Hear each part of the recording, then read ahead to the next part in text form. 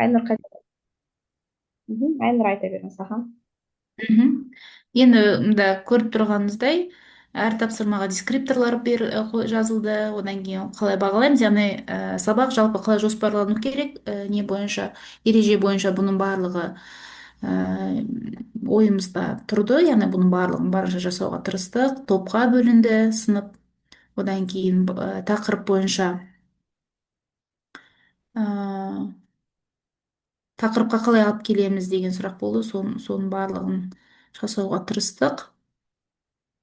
Так, бұл бізде яғни кітаппен де жұмысты жасауға тырыстық. Бұл жерде кітаппен де жұмыс жасалды, балалар дәптермен де жұмыс жасады, келуспен де жұмыс жасады. То есть барлық кезеңді барынша қамтуға тырыстық. Тағы да неге тек қана келуспен ғана жұмыс жасадыңыздар, неге бала сөйлеген жоқ, неге ойнаған жоқ, неге кітаппен, неге бала жазбады. Енді тіл сабағы болғандықтан біз міндетті түрде дәптерге жұмыс жасауымыз керек, жазғызуымыз керек. Одан кейін мен енді жаңа тақырып болғандықтан бізде vocabulary lesson ғой. Балалар тыңдады, одан кейін оны өнім ретінде шығарды. Яғни ең соңында сабақтың кезінде спикинг ретінде, яғни балалар диалог құрады, жұптық жұмыста, жұмыс жасап, диалог құрап, жаңа сабақ барысында үйренген сөздерін диалог ретінде айтып, жалпы сабақ өз мақсатына жетті, діттеген мақсатына. Әріптесіме де ұнады, оқушыларға ұнады, и сабаққа қатысқан барлық әріптестерімізге де ұнап, енді өздерінің ойларын, пікірлерін айтып жатты. Мгм.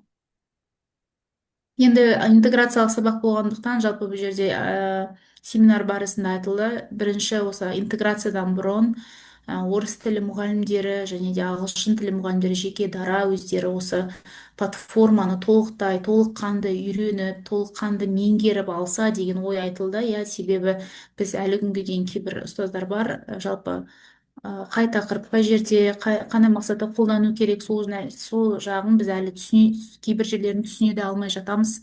Сондықтан да бұның барлығы уақыт өте келе дұрысталады деп ойлаймын. Ол үшін біз жалпы басқа әріптестермен де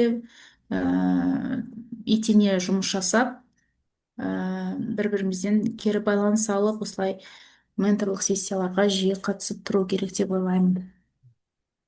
Жақсы. Ал, рахмет Айнұр сіздің, жаңағы өткізген интеграция сабағы өте жоғары деңгейде бағаланды. Енді жаңа айтып жатырсыздар ғой, көптеген кедергілер, свод талдау жасап жатырсыз, әлсіз тұстары, жағымды тұсы, жетілдіру тұстары деген сияқты. Сонда өзіңізге бұл өзіңіз үшін практика болды, ең алғашқы сабақ Мгм. интеграция активист Слайдты бойынша. соңғы жағына жазып Иә, қойдым, нетсеңіз болады, өткізсеңіз болады. соңғы жағына, иә. Қазір. Мгм.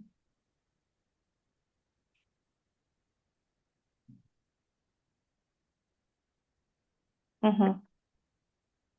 Мгм. Сонымен сабақта сіздер өзіңіз айтып шықсаңыз енді Иә, иә, яғни күшті күшті жақтарын, тұстары иә. интеграциялық сабақ, ағылшын тілінде, орыс тілінде балалар меңгереді. Акилес платформасы қолданылды, төрт дағды да қамтылды, топтық жұмыс, ойын элементтері қолданылды. Содан кейін әртүрлі бағалау формаларын қолдандық. Ал келесін өткізсеңіз.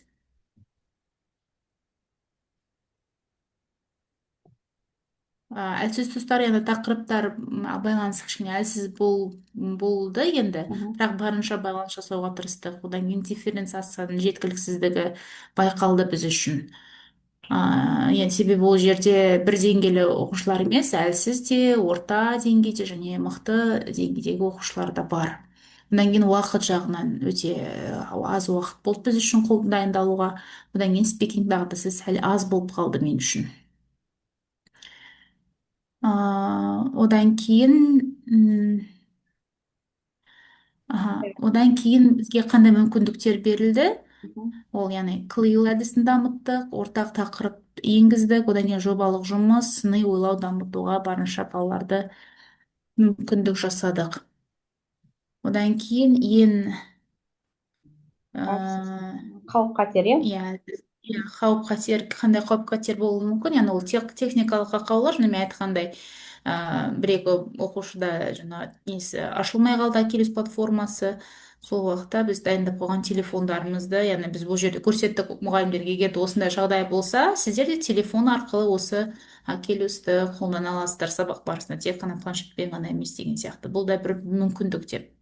Мгм. Яғни мұғалім болғандықтан біз әмбебап болуымыз керек. Кез келген жағдайда, кез келген сабақта, ашық сабақ болсын, жай сабақ болсын, біз судағы балықтай шығып кетуімізге тырысуымыз керек әр жағдайдан. Сондай нәрсе болды бізде. Одан кейін уақыт сәл жетпей қалды, себебі 1-2 минут, бірақ үлгеруге тырыстық.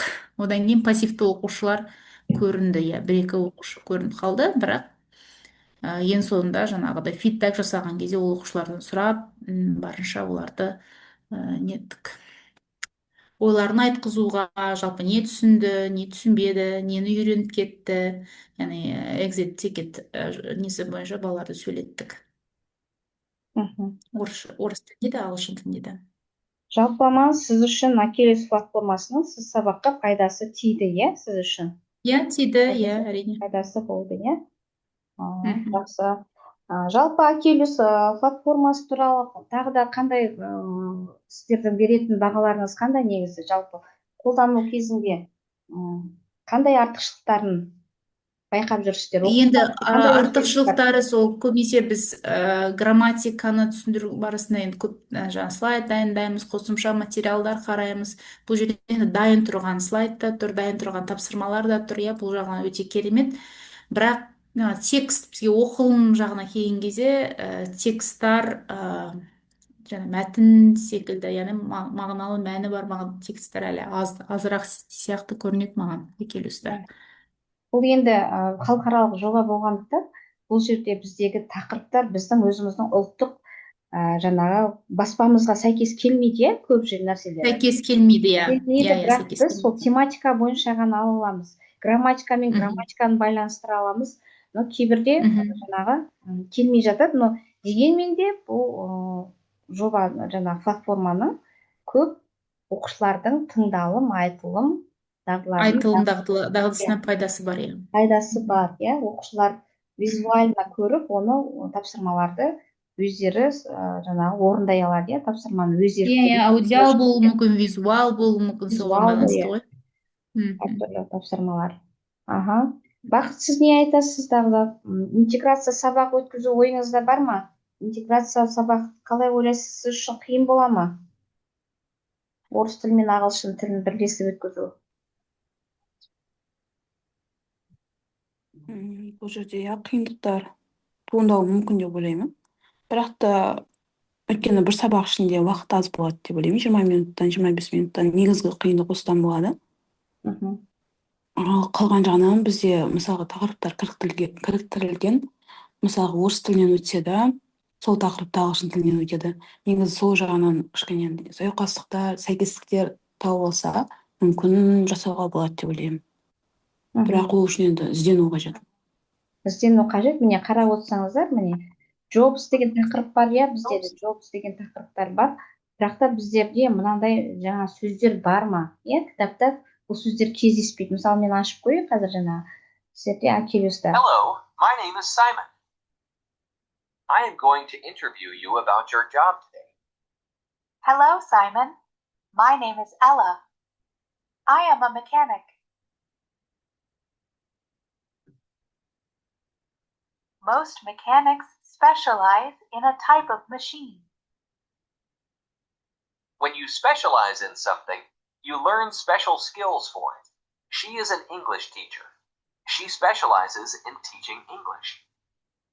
When mechanics specialize in a type of machine, they work with that machine every day. He is a car mechanic. He specializes in cars. Так, енді жаңағы бұл жерде қандай тапсырма беріп тұрсыз мына жерде?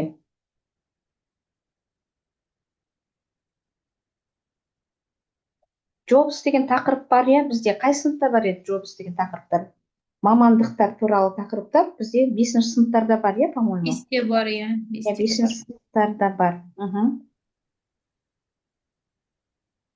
Мына тапсырма мысалы сіздер қай дағдыға байланыстыра алар едіңіздер?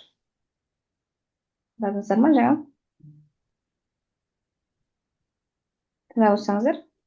What type of mechanic are you? I specialize in cars. Иә? Бала не істейді бұл тапсырмаларды?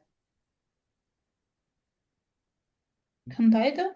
Тыңдап отырып, сөздерді есте сақтайды, иә? Мысалы, қай Есте вариантын сақтайды, аласыздар, иә? Жаңағы мына жерде. Specialize. Specialize деп тұр, иә? Иә. Дұрыс болған кезде жасыл жанады, иә? Баланың өзі қуанады, дұрыс жауап болса. Келесі. Mechanics do a lot of manual work. To do Really manual no. work means to do work using your body. A construction worker does manual work. A journalist does not do manual work. You get very strong when you do manual work. Мысалы, біз басқа бір manual деп тұр, иә? Енді жауабы басқасын алып көрейік. Оқушыда қызыл түс жанып тұр, иә? Оқушылар. Сондықтан бұл мұқият тыңдауға үйретеді, иә, оқушыларды. Тапсырмалар. Ары қарай. What do you do as a mechanic? I do a lot of manual work, like fixing heavy machines. Иә?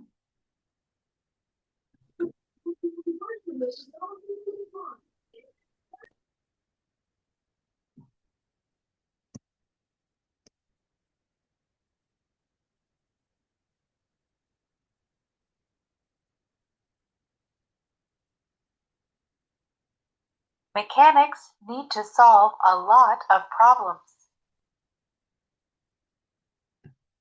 When you solve a problem, you find a solution to the problem. When you have Мағынасын problem-solving түсінуге тырысады бұл skills, жерде. you are good at finding the cause of a problem and a way to fix it. Problem solving is an important part of many jobs, like mechanics, doctors, and programmers.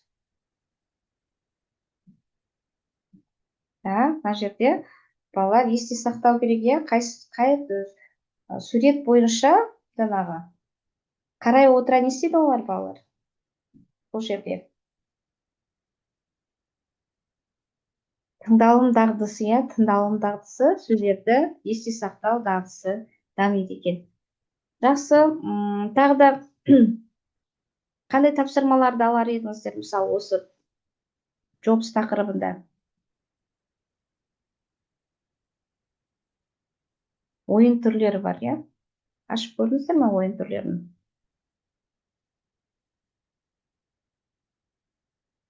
Craning. Craning. Не істеу керек бұл жерде? Бинго ойыны, иә? Бинго дегеніміз? Қыздар? Мына ойында қалай түсіндірер едіңіздер балаларға, мысалы?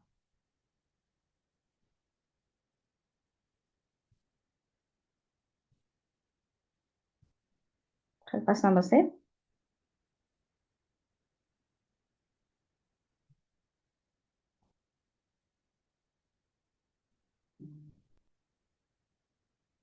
Ойын мақсаты қандай мына жерде?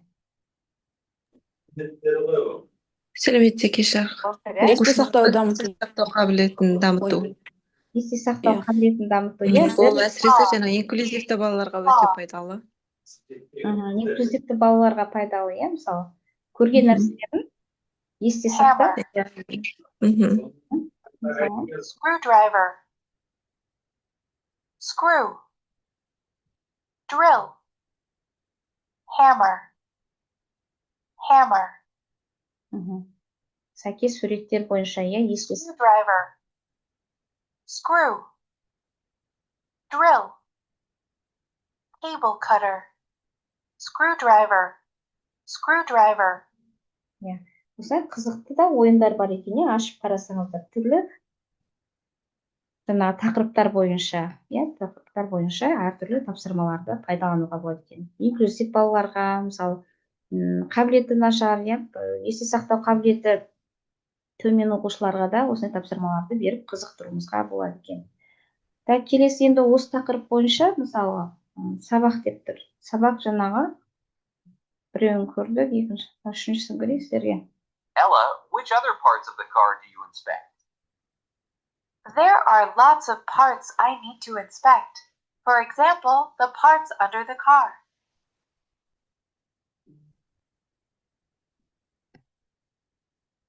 The mechanic is using a car lift.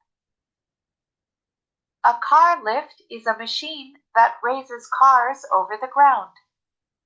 You can use a car lift to see the bottom of the car. A car lift is useful when you are repairing a car.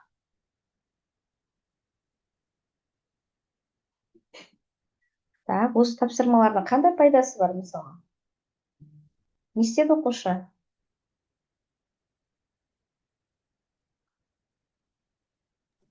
Суретке қарау арқылы сол сөздерді табады.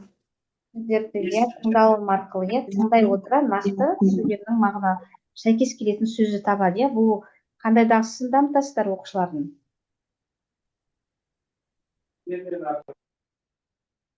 Есте сақтау, тыңдалым дағдысы, тыңдай отырып сөздерді есте сақтайды. Және айтылым, жазылым дағдысында есте сақтап қалуға болады, оқушылармен бірге. Look at the parts that are under the car. To inspect those parts, I use a car lift. Жауап.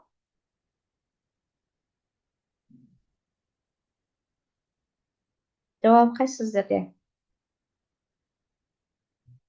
Тыңдап отырсыздар ма? Жауабын таңдаңыздар.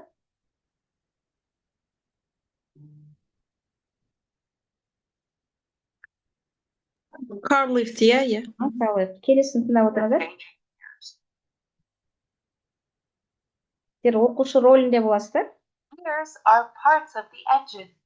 You use different gears depending on how fast you are driving. You can change gears with the gear shift while you are driving. The gear shift doesn't move. He can't change gears anymore. Жауаптарыңыз Юансы? Gear shift.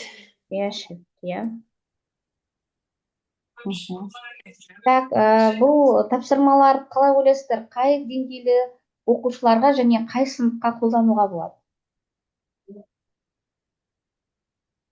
Бізде пока мындай тақырыпқа жоқ. Which parts are you inspecting now? I have to look at the gears.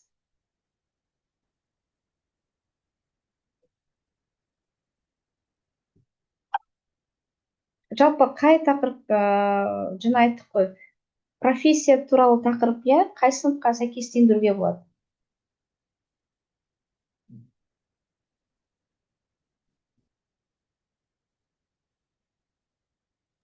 Жетінші сыныпта болды ғой деймін. Сыныпта болады, кішкене, өйткені сөздер күрделі, сөздердің жоқ деген. Иә, сол жерге алуға болады.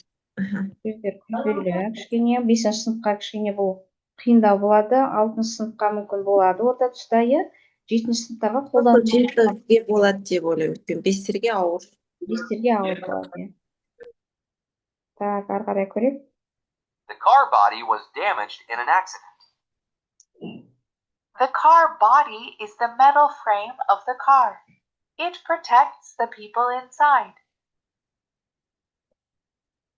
All the other parts of the car are connected to the car body. When you build a car, you start with the car body. Юансы? Сіздердің жауаптарыңыз қандай?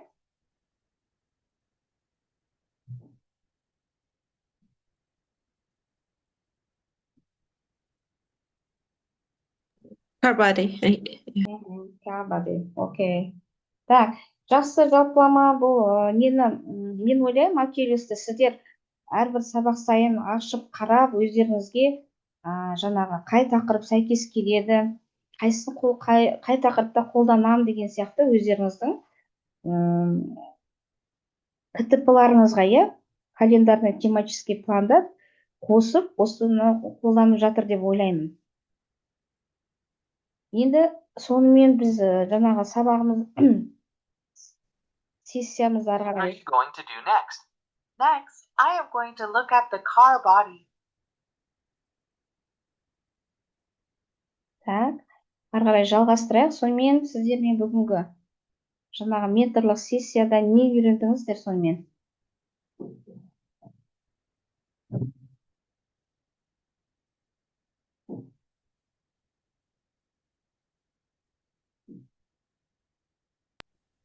Енді мен кішкене кешігіп кіріп қалдым. Иә. Бірақ та бұлар тақырыпты біз енді қанша дегенмен енді жаңа жылдан бастап енді көріп келе жатырмыз ғой, кішкене өзімізде күнделікті қолданып ішіне кіріп жүргеннен кейін бізде примерно кішкене осыларды қолданып білеміз, қай жерде не бар дереу тауып ала қоямыз и моментально сабақта қолдана қоямыз. Мысалға мен өз басым определенный алған 6 сыныпқа ғана емес, мен бұны 4 сыныптарға да қолданамын, бұны жеке платный курсыма да қолданамын. Жалпы айтқанда маған оң несін беріп жатыр. Сіз үшін пайдасын беріп жатыр, иә? Аха. Иә. Жақсы, тағы да не айтасыздар?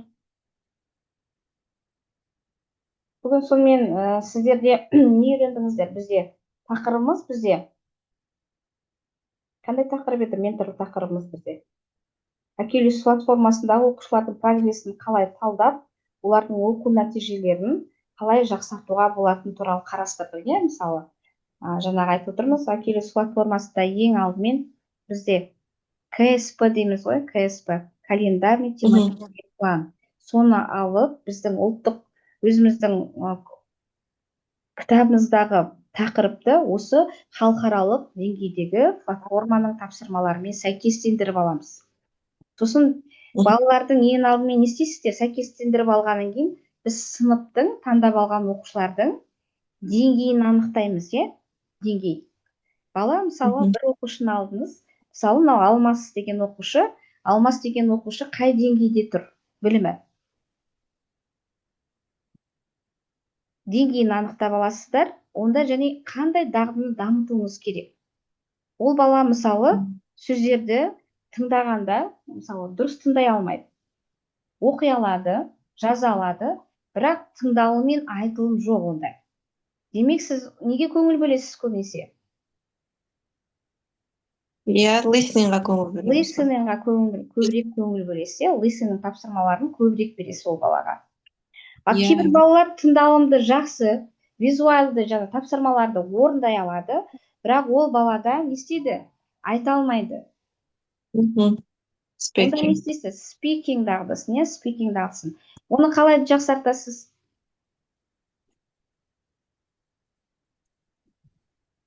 Қалай жақсартасыздар, мысалы?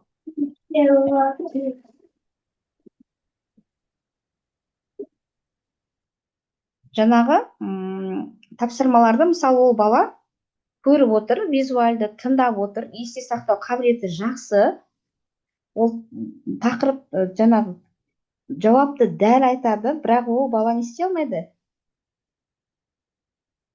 Айта алмайды, иә? Өз ойын айта алмайды. Сонда не істеуіміз керек ол балада?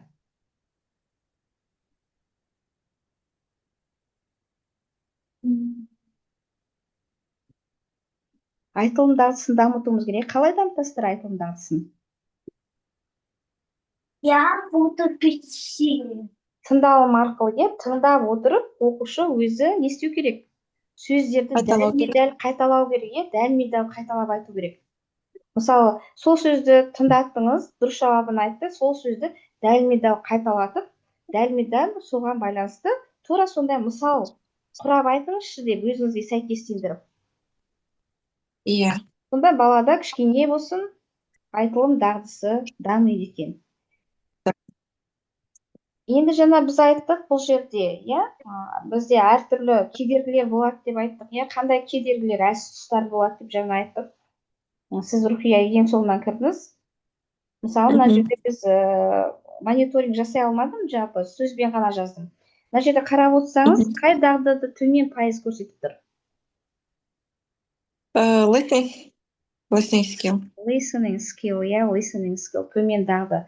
Сондықтан біз жаңа бір не жасадық, обсуждение, пікірталас, тыңдалым дағдысын қалай дамытамыз? Қалай дамытар едіңіз сіз? Өз ойыңызды айтыңызшы.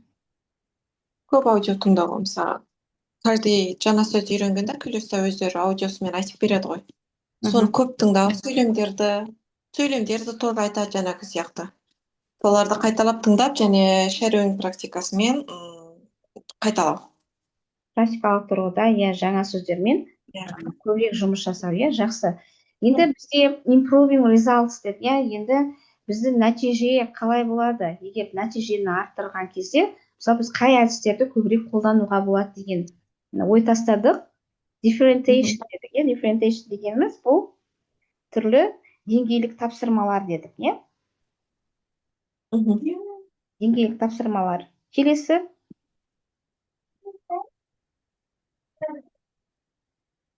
қандай? Improving results.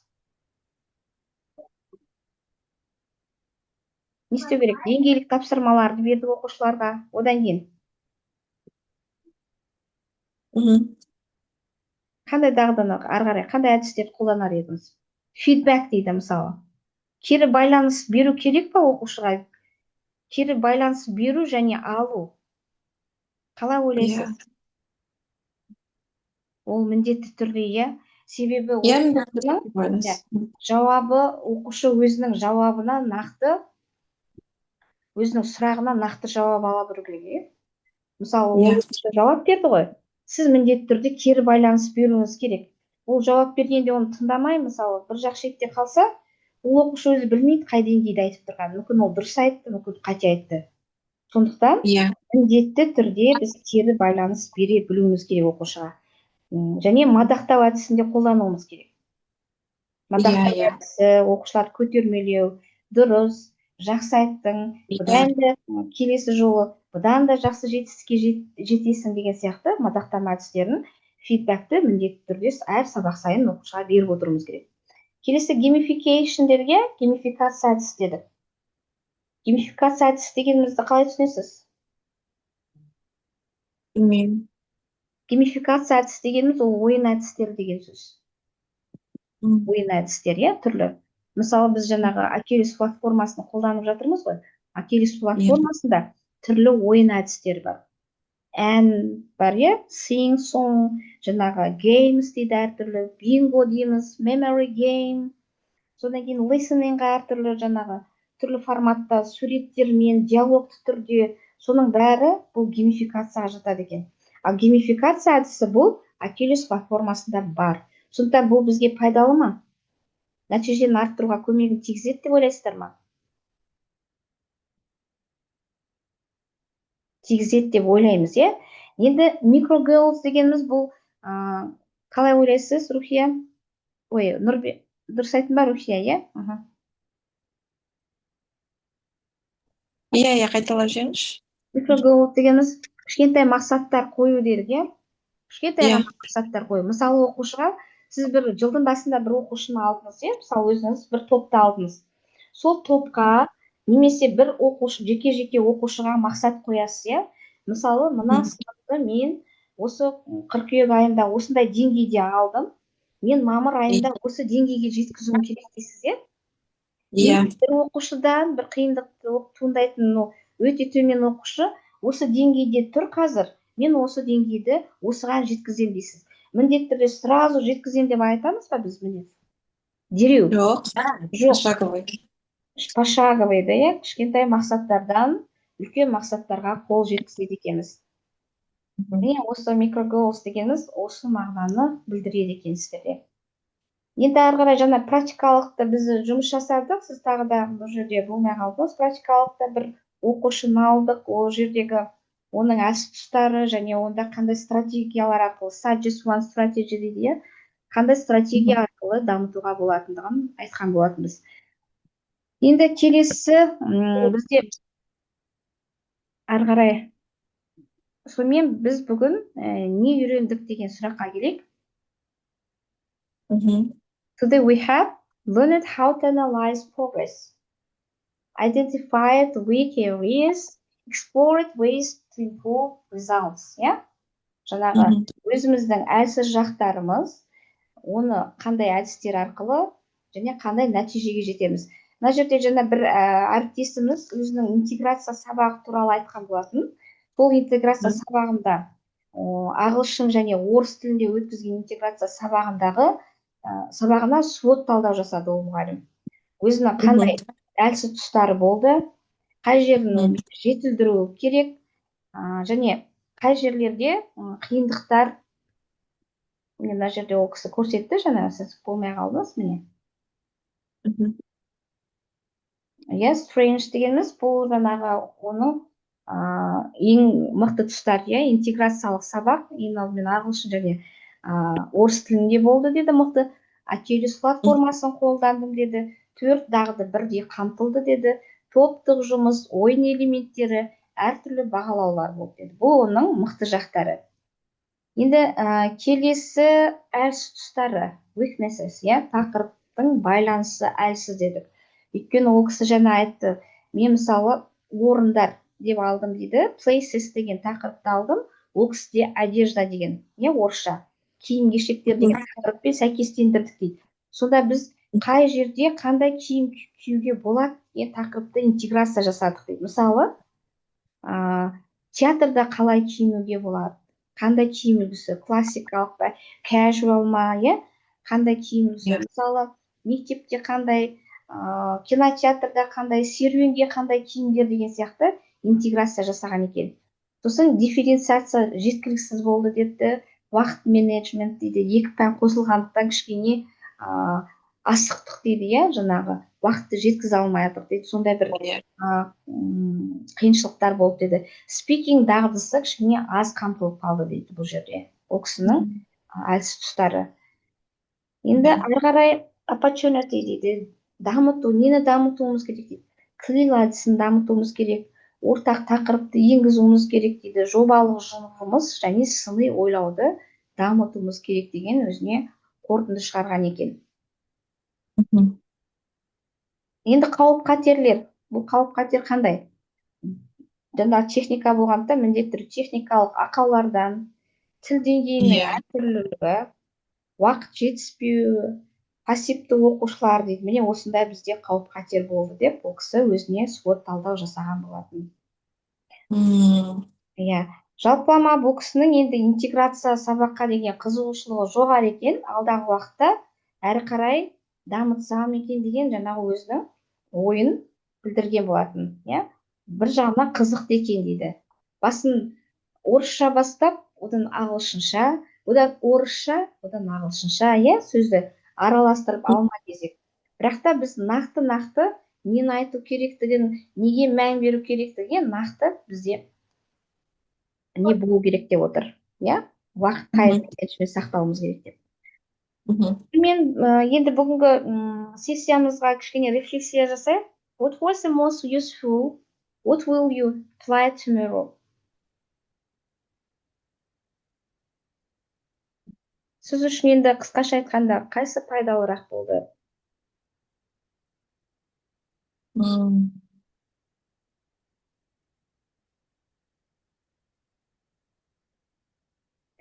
Жалпы интеграция сабақтарды өтуге деген құлшынысыңыз бар ма негізі? Соны ойланып отырмын да, сол, например, сол керек сияқты нақты мақсаттарды қойып, сен өзіңнің каждый сабағындағы артықшылығы мен кемшілігіңе анализ жасай отырып, алға жылжыған негізі нақты нәтижелерге жетелейді деп ойлаймын. Кейде уақыттың қысқалығынан, қосымша жұмыстардың көптігінен кішкене сабақтарымызға кейде дұрыс анализ жасай алмай қаламыз, соны мойындау керек. Тіпті бұны интеграция 3 тілде де беруге болады, қазақ тілі, орыс тілі, ағылшын тілінде. Балаға, 3 тілде сөйлетуге болады баланы әртүрлі әдістермен. Бірақ бұның бәрі тағы да жаңа тайм менеджмент, уақыттың қысқалығына кетіп, сонда да компактный сабақ өтуге болады екен. Жақсы, енді сол болашақта интеграция сабағын көруге талпынысыңыз бар, иә, жалпы? Жақсы, ой Рахмет, бөлісіп, иә, ой бөліскендер. өзімше түсіндіргеніңізге. Аха. Сіздердің ой Рахмет бөліскендеріңізге көп рахмет. Менің менторлық сессияма қатысып ой бөлісіп, өздеріңіздің ойларыңызды айтқандарыңызға. Thank you very much. Сөз соңында get started today дейміз, иә? Don't wait, the time will never be just right. Ертеңгі болатын істі ертеңге қалдырмай, дәл бүгіннен бастаңыз деп айтқым келеді. Интеграция сабағы өткізгіңіз келді ме? Дәл бүгіннен бастап дайындалып, сол сабақты өткізуге болады. Жақсы. Жақсы, рахмет сіздерге. Сау болыңыз, рахмет. Сау болыңыз.